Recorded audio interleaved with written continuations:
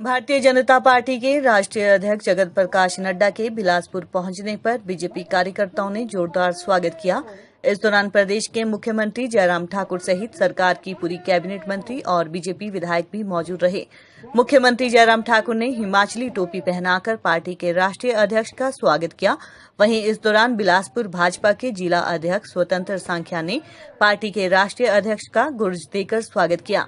इस दौरान जेपी नड्डा ने बिलासपुर के लुहणु मैदान में पार्टी कार्यकर्ताओं को संबोधित करते हुए सभी प्रदेशवासियों का आभार जताया। इस दौरान नड्डा ने कहा कि काफी समय से वे अपने गृह जिला आना चाहते थे, लेकिन कोरोना वायरस के कारण और उसके बाद बिहार चुनाव और देश में हुए उपचुनाव में व्यवस्था के कारण उन्हें आने में थोड़ी देरी हो गई। बिलासपुर चुनाव की जीत को उन्होंने प्रधानमंत्री नरेंद्र मोदी द्वारा देश में किए गए विकासात्मक कार्यों की जीत बताया। वहीं उन्होंने बिलासपुर में कोठीपुरा में बन रहे एम्स हॉस्पिटल को लेकर कांग्रेस पार्टी पर बिलासपुरी भाषा में हमला करते हुए कहा कि कांग्रेस वाले हमेशा कहते थे कि कहां है एम्स हॉस्पिटल, पर आज ये हॉस्पिटल पूरी तरह तैयार होने की कगार पर है। वहीं इस दौरान उन्होंने केंद्र सरकार द्वारा दिए गए 20,000 करोड़ के आर्थिक पैकेज की तारीफ करते हुए कहा कि भारतवासियों के लिए बहुत बड़ी राहत है और किसानों को इससे सबसे ज्यादा फायदा पहुंचेगा। बीजेपी राष्ट्रीय अध्यक्ष ने अमेरिका में हुए राष्ट्रपति चुनाव के ऊपर कहते हुए कहा कि अमेरिकी चुनाव में कोरोना वायरस सबसे बड़ा मुद्दा रहा है, लेकिन भारत में प्रधानमंत्री नरेंद्र मोदी के नेतृत्व में अपने देशवासियों को बचाने के लिए हर तरह के कदम उठाए गए। वहीं उस दौरान उन्होंने 150 देशों को पैरासीटामोल की गोलियां मदद के तौर पर भेजी हैं। वहीं उन्होंने बिलासपुर में हुए अपने स्वागत को लेकर बोलते हुए कहा कि यहां पहुंचकर उन्हें अपने पुराने दिन वापस याद आ गए हैं।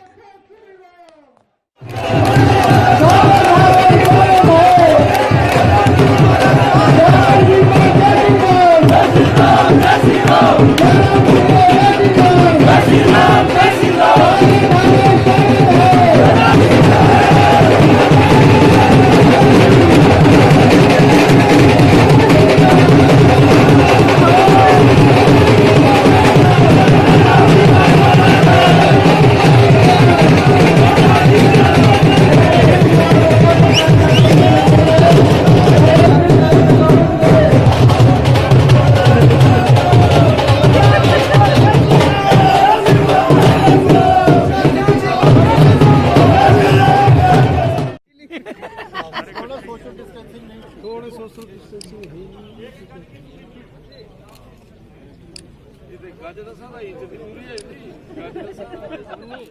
उन गोलों पे आकर के खड़े हो जाएं। मेरा सभी कार्यकर्ताओं से निवेदन है कि वो अपने अपना स्थान अभिवादन स्वीकार। भारत माता की, मोदी जी।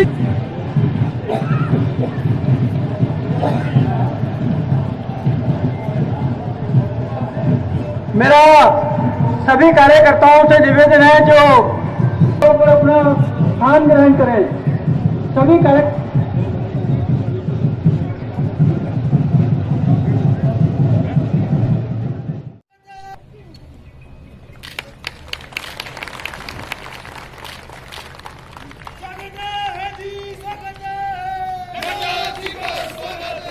अब मेरा विनम्र निवेदन रहेगा जिलाध्यक्ष की।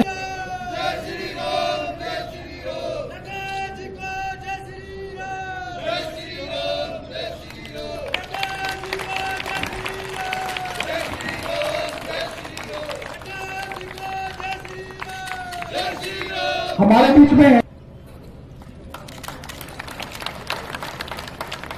धन्यवाद।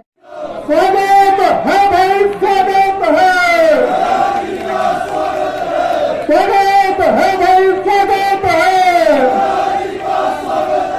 नड्डा जी को जय श्री राम, नड्डा जी को जय श्री राम। स्वागत है भाई, स्वागत है।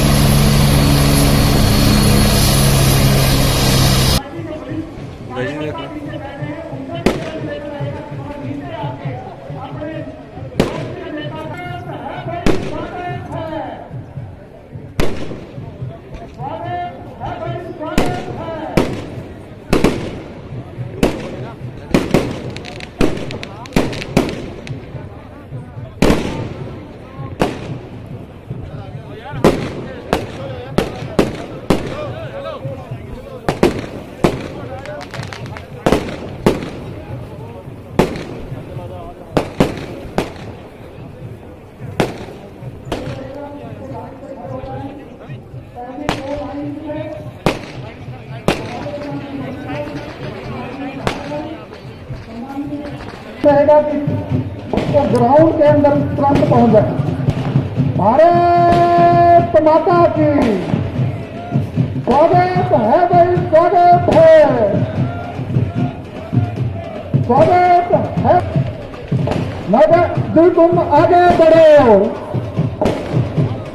नड्डा जी तुम आगे बढ़ो, स्वागत है भाई, स्वागत है।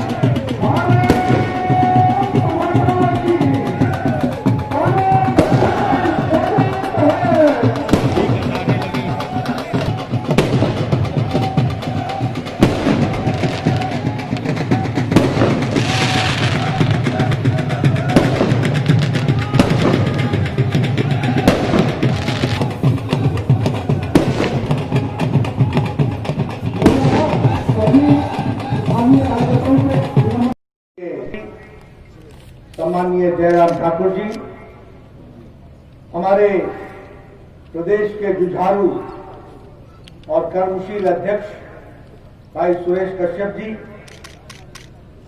बिलासपुर के हमारे सभी विधायकगण और यहां आज के कार्यक्रम में उपस्थित सभी हिमाचल प्रदेश के मंत्रीगण, विधायकगण, पार्टी के पदाधिकारी और बिलासपुर और आसपास के एकत्र आए सभी वरिष्ठ कार्यकर्ता बंधु और बिलासपुर की प्रबुद्ध जनता, आज मुझे काफी लंबे समय बाद, या यूं कहें कि कोरोना संक्रमण के पश्चात आज आप सबके बीच में आने का मुझे सौभाग्य मिला। एक लंबा समय गुजर गया, आने की इच्छा बहुत थी, लेकिन कोरोना का संक्रमण और उस कारण से जो प्रोटोकॉल्स होते हैं हेल्थ के, उसको निभाते हुए मैं आने में असमर्थ था। लेकिन आज मुझे आप सबके बीच में आने का सौभाग्य मिला। देरी तो जरूर हुई, लेकिन देरी के साथ साथ एक खुशखबरी के साथ मुझे आने का मौका मिला।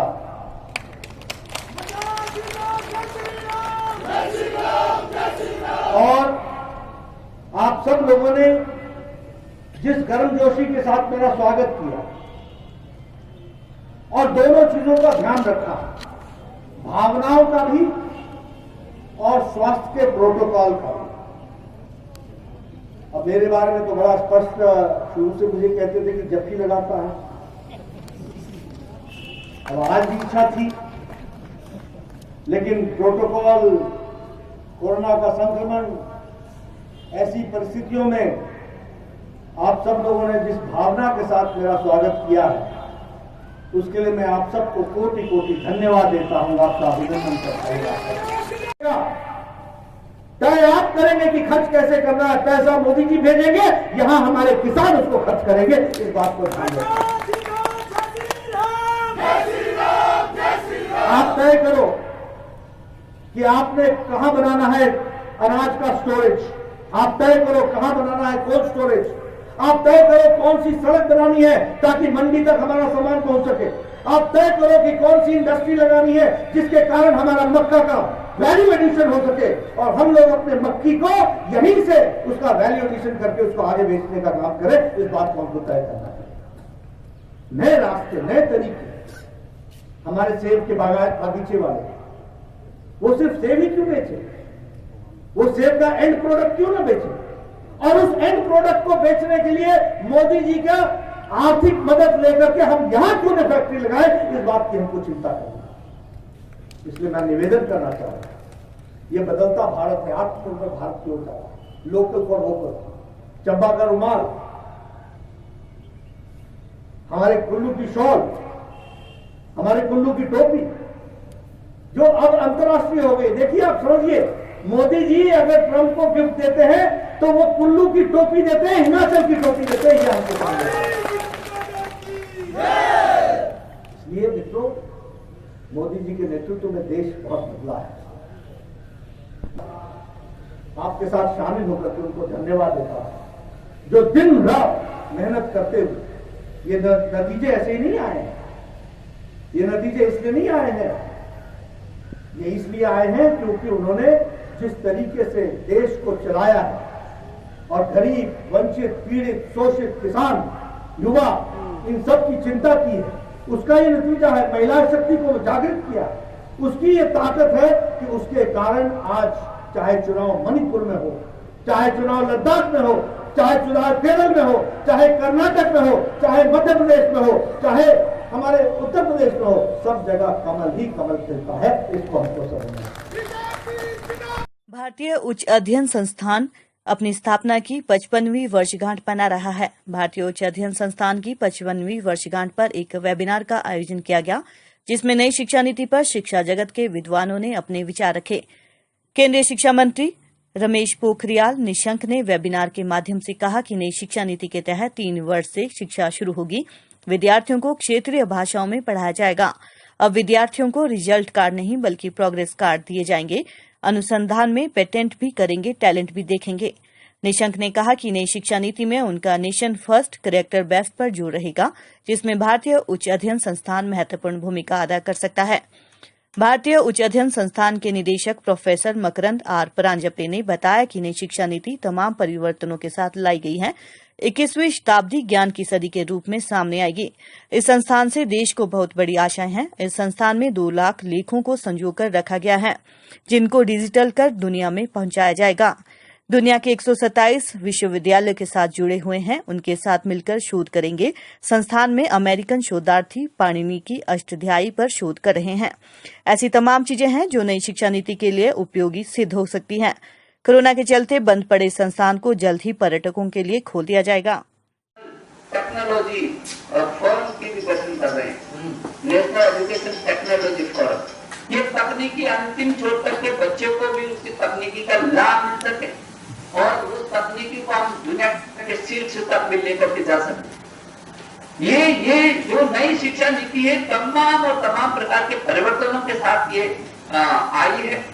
और मुझे लगता है कि जब हम इस बात को समझते हैं कि जो अगला जो 21वीं सदी वो ज्ञान की सदी है, इसे योजना बनाने की दिशा में जाओ, किधर जाना चाहते हो छोड़ इसे लेना।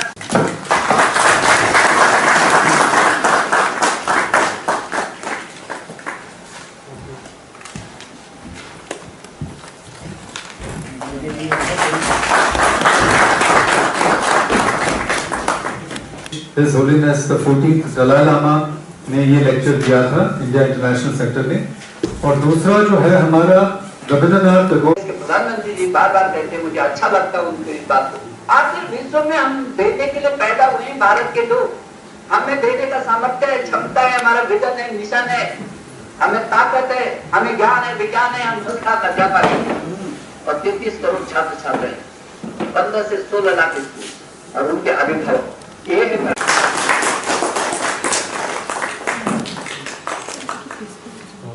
हमारे लिए आज सचमुच एक स्वर्णिम दिन है क्योंकि हमारे शिक्षा मंत्री हमसे जुड़े हैं और हमें आशा है कि आने वाले दिनों में भी उनका समर्थन हमें प्राप्त होगा।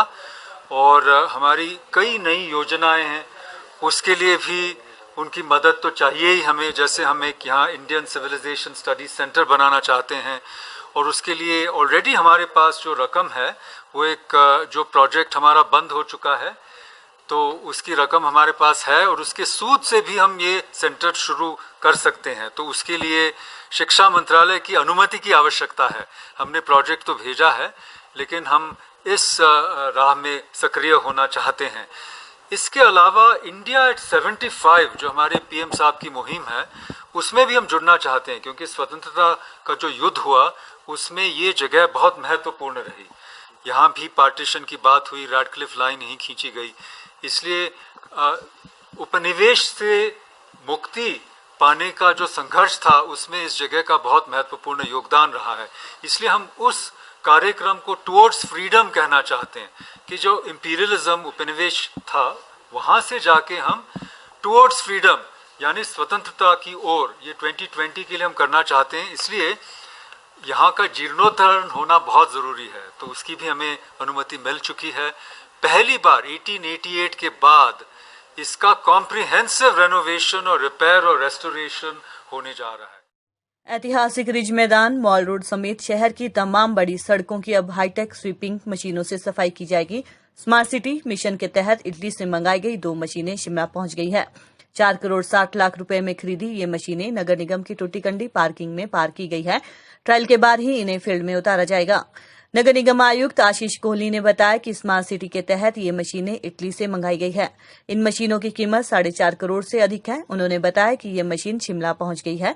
अभी लोक निर्माण विभाग का मैकेनिकल विंग इन मशीनों को चेक करेगा। इसके बाद नगर निगम के चालकों को इसे चलाने का प्रशिक्षण दिया जाएगा। इसका ट्रायल करने के बाद नियमित तौर पर इन मशीनों से सफाई की जाएगी। एक मशीन में चालक के अलावा क्लीनर भी तैनात होगा।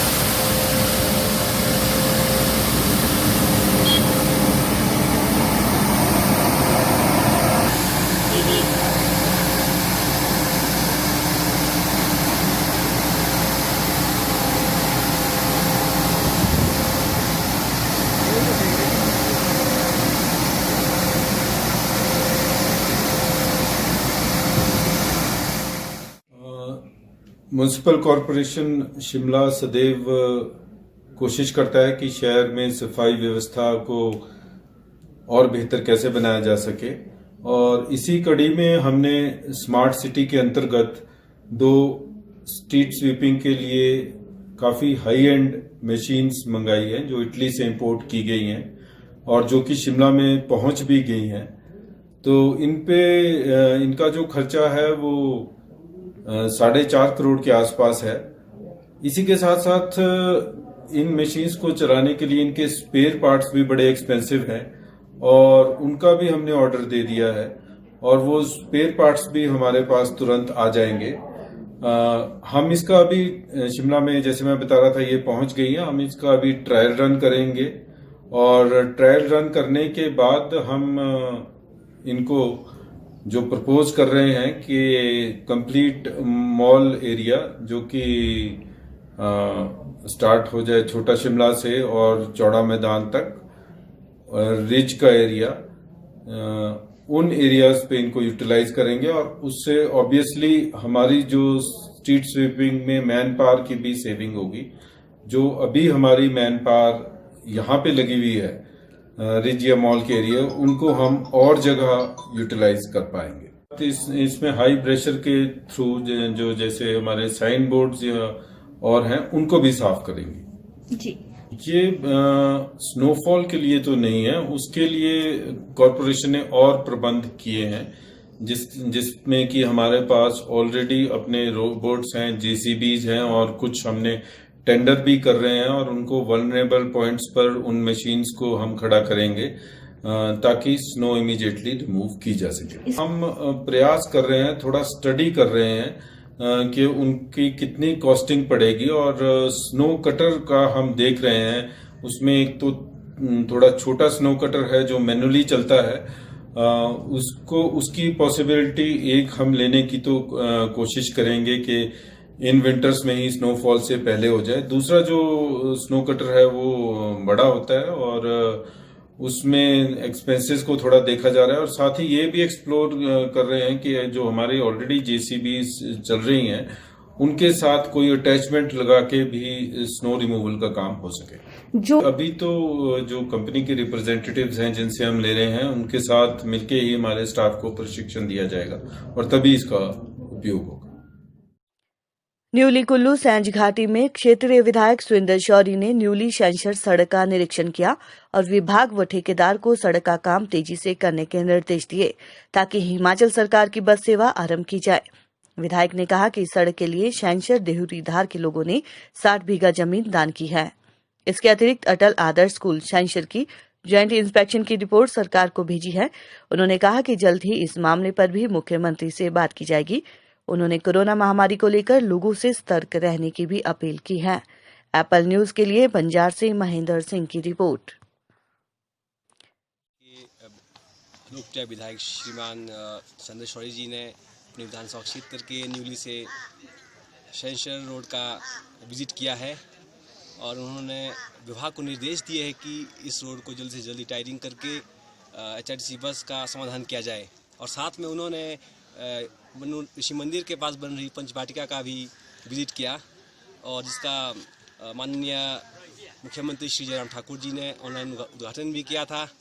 और हमें उम्मीद है कि जल्दी से जल्दी इस चीज़ पर भी गौर किया जाएगा। और साथ में हमारे बिहाली में बन रहे अटल विद्यालय का भी उन्होंने विजिट किया है और हमें उम्मीद है कि जल्दी से जल्दी स्कूल का भी उद्घाटन किया जाएगा। धन्यवाद। कोरोना के चलते नदी पर छठ पूजा की रोक लगाने के बावजूद भी पूर्वांचल के लोग सूर्य को अर्घ देने पहुंच गए। हालांकि बहुत कम मात्रा में लोग सरसा व बालद नदी के किनारे गए। बाकी लोगों ने घर की छत पर ही डूबते सूर्य को अर्घ दिया। कमरे पर पानी की पर्याप्त सुविधा न होने से लोगों को उपवास पूरा करने के लिए नदी पर जाना मजबूरी बना। कोरोना के चलते इस साल बद्दी के बालद व सरसा नदी के किनारे घाट नहीं सजे।